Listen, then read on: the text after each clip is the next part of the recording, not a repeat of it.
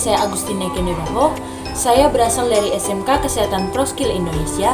Saya duduk di kelas 11 Farmasi Klinis dan Komunitas. Baiklah, di video kali ini saya akan menjelaskan tentang diabetes. Apa itu diabetes? Diabetes atau penyakit gula merupakan suatu penyakit kronis yang berlangsung secara jangka panjang. Penyakit ini ditandai oleh meningkatnya kadar gula darah. Penyakit ini dapat disebabkan karena ada gangguan dalam tubuh atau faktor keturunan. Nah, perlu kita ketahui bahwa diabetes secara umum memiliki beberapa jenis bagian.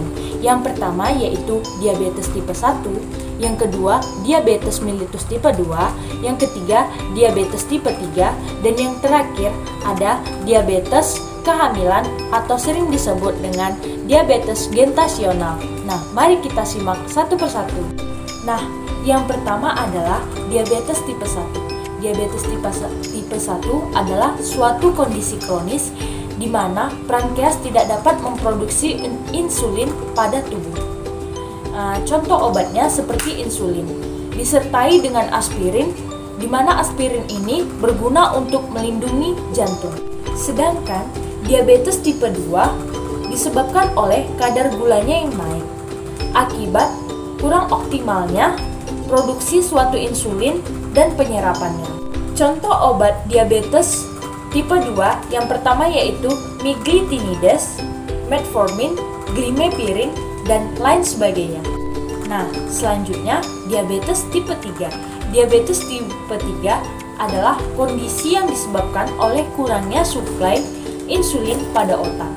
Cara pengobatannya hampir sama dengan tipe lainnya, seperti diabetes tipe pertama dan diabetes mellitus tipe kedua.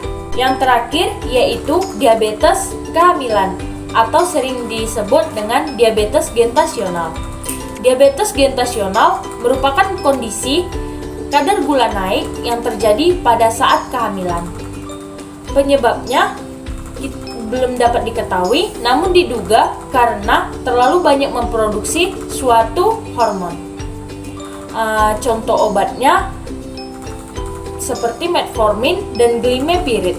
Tapi sebelum menggunakannya, perlu kita konsultasi ke dokter. Selanjutnya yaitu tentang insulin. Insulin adalah obat untuk memenuhi insulin pada penyakit diabetes. Bagian dari insulin terbagi atas beberapa bagian. Yang pertama yaitu intermedia acting insulin, yang kedua adalah long acting insulin, yang ketiga short acting insulin, dan yang terakhir rapid acting insulin. Mari kita bahas satu persatu. Yang pertama yaitu short acting. Insulin ini memerlukan 30-60 menit aktif dalam aliran darah. Contohnya seperti insulin glulisin atau Apidra. Yang kedua yaitu long acting insulin.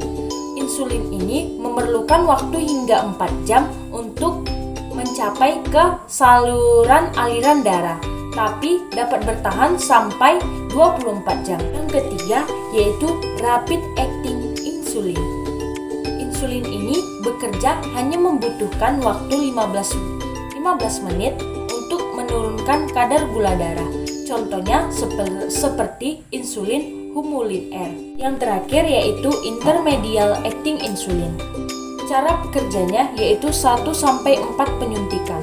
Contohnya seperti insulin NPH.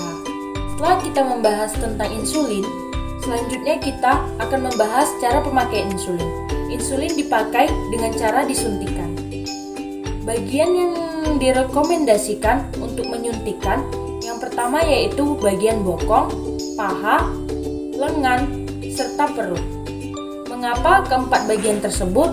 Karena bagian tubuh kulit tersebut memiliki kandungan lemak tinggi sehingga memudahkan dalam penyuntikan. Baiklah, itulah tadi tentang penjelasan edukasi diabetes. Lebih kurangnya saya mohon maaf. Terima kasih.